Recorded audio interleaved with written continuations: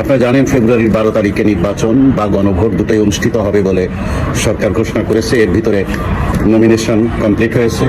এরপর step by step nomination withdraw বা অন্যান্য প্রচারণা এবং ফাইনালি নির্বাচন এইগুলোই হওয়ার কথা।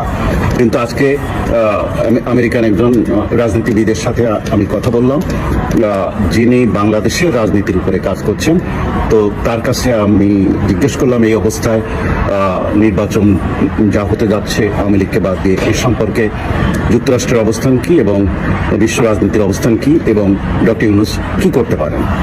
তা তিনি পরিষ্কার বললেন যে দেখুন, যুক্তরাষ্ট্র পরিষ্কারভাবে ভারতের সাথে এক হয়ে ঐক্যবদ্ধভাবে ইনক্লুসিভ নির্বাচন চায়। কোনো বিশেষ দলকে নির্বাচনের আগে তাদের নিবন্ধন স্থগিত রেখে বা তাদের কার্যক্রম অ্যাক্টিভিটিস স্থগিত রেখে যে নির্বাচন করতে চাচ্ছে এটা দুরভিসন্ধিমূলক। এবং আমরা খবর নিয়েছি, তিনি বললেন যে বাংলাদেশের 50%-এরও বেশি মানুষ সেই দলটিকে পছন্দ করে, এমন একটি দলকে তাদের নির্বাচনে অংশগ্রহণে অধিকার স্থগিত রেখেছে।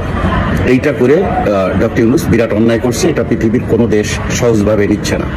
একটি দলে যদি কোনো ব্যক্তি অন্যায় করে তাকে দেশের আইন অনুযায়ী তার অপরাধের বিচার করার বিধান আছে, কিন্তু সেই কয়েকজন লোকের অপরাধের জন্য টোটাল দলকে বাদ দিয়ে দেওয়া সকল অ্যাক্টিভিটিস থেকে এটা মানবাধিকার লঙ্ঘন এবং এটা যুক্তরাষ্ট্র সমর্থন করে না। এই জন্যে যুক্তরাষ্ট্র সরকার পরিষ্কারভাবে বলে দিয়েছে এবং সেই অনুযায়ী ভারত সরকার বাংলাদেশকে বারবার বলছে এবং সেই অনুযায়ী উনি এটাও বললেন যে সম্প্রতি former prime minister Mrs Zia মারা গেছেন। উনি এইভাবে বললেন যে সেই অনুষ্ঠানে ভারতের পররাষ্ট্রমন্ত্রী উপস্থিত হয়েছিলেন এবং তিনি উপস্থিত হয়ে জামাতের সাথে আলাদা মিটিং করেছেন এবং বিএনপির সাথে আলাদা মিটিং করেছেন এবং সেই মিটিংয়ে উভয় পক্ষকে বলে আসা হয়েছে যুক্তরাষ্ট্র ইনক্লুসিভ নির্বাচন চায়, ভারত ইনক্লুসিভ নির্বাচন চায়। এগুলো তাদেরকে মনে করিয়ে দেওয়া হয়েছে। তাতে এইটা যদি তারা ইনক্লুসিভ নির্বাচন না করে, সকল দলের অংশগ্রহণ নির্বাচন না করে, তাহলে যে বিতর্কিত অবস্থা হবে তা সামাল দিতে পারবে না ডক্টর ইউনূস। এই জন্য ডক্টর ইউনূসের জন্য কোনো চয়েস আর খোলা নেই। হয় তাকে ইনক্লুসিভ নির্বাচন দিতে হবে, না হয় তাকে সরিয়ে দিয়ে অন্য কাউকে তার পদের দায়িত্ব দিয়ে ইনক্লুসিভ নির্বাচনের ব্যবস্থা করবে আন্তর্জাতিক বিভিন্ন দেশ মিলে। সেই দিকেই বাংলাদেশ যাচ্ছে। এর মধ্যেও হঠাৎ আমি বাংলাদেশ থেকে একটি খবর পেলাম যে 7 জানুয়ারি তারিখে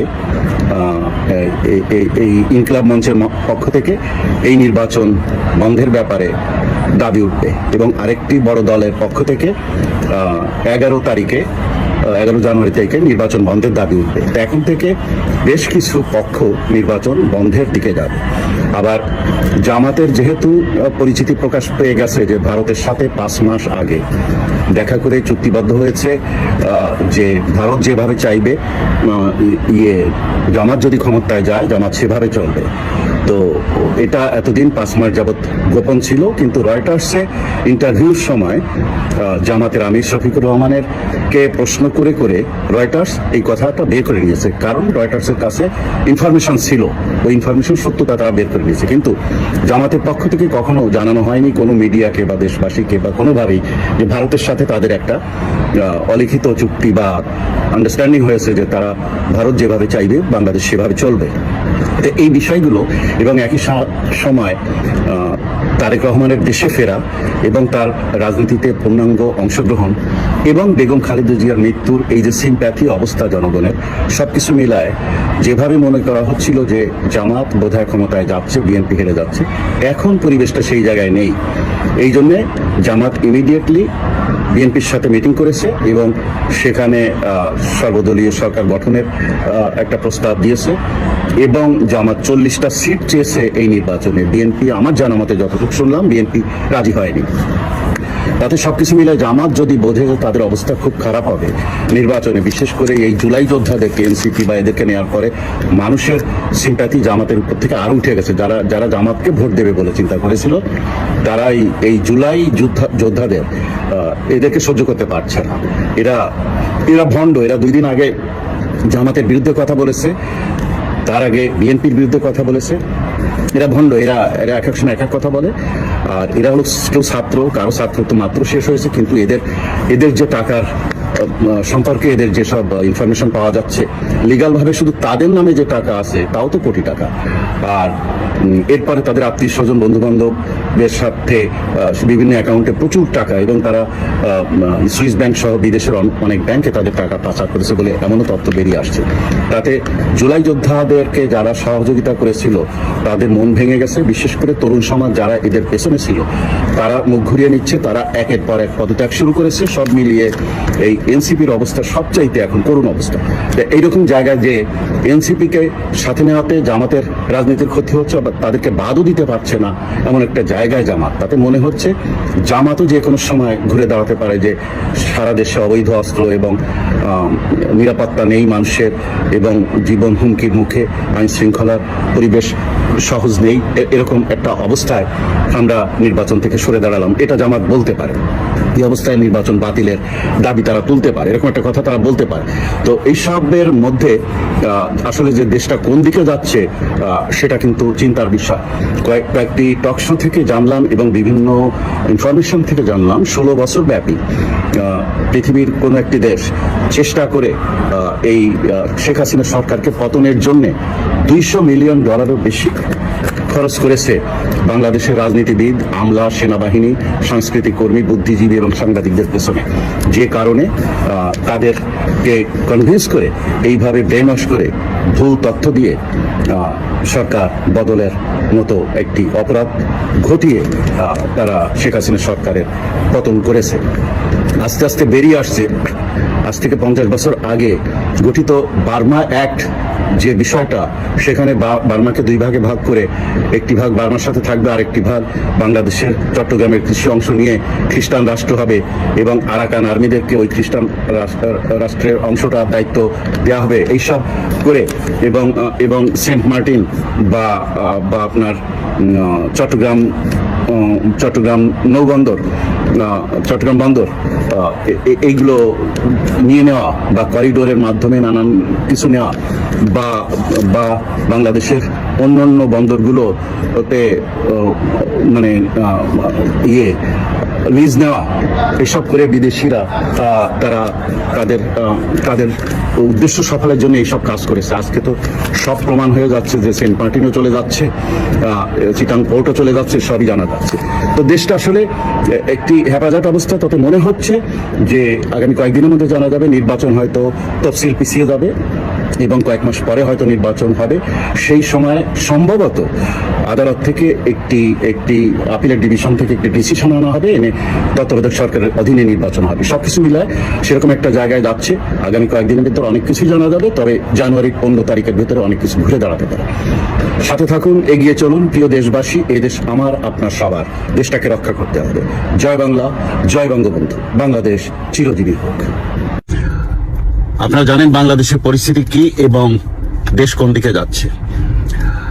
আপনারা একটু চোখ বন্ধ করে চিন্তা করুন, 2024 সালে 5 আগস্টে যখন মাননীয় প্রধানমন্ত্রী ভারতে চলে গেলেন, ওই সময় 8 আগস্টে যখন সরকার গঠন করা হলো, ডক্টর ইউনূস যখন শপথ গ্রহণ করলেন, ডক্টর ইউনূস যদি শপথ গ্রহণ করার সময় যদি এটা বলতেন যে এই সরকার মাত্র 90 দিনের জন্য এবং এখন থেকে 3 মাস পরে, মানে ওই সময় থেকে 3 মাস পরে এত তারিখে নির্বাচন, এরকম যদি ঘোষণা দিতেন, এবং তখন কিন্তু 5 আগস্টের থেকে সমানে আওয়ামী লীগ নিধন চলছে সর্বত্র, ওই রকম জায়গায় যদি কোনো দল নিষিদ্ধ না করে যদি নির্বাচনের তারিখ ঘোষণা করে দিতেন, তাহলে কি ঘটতো?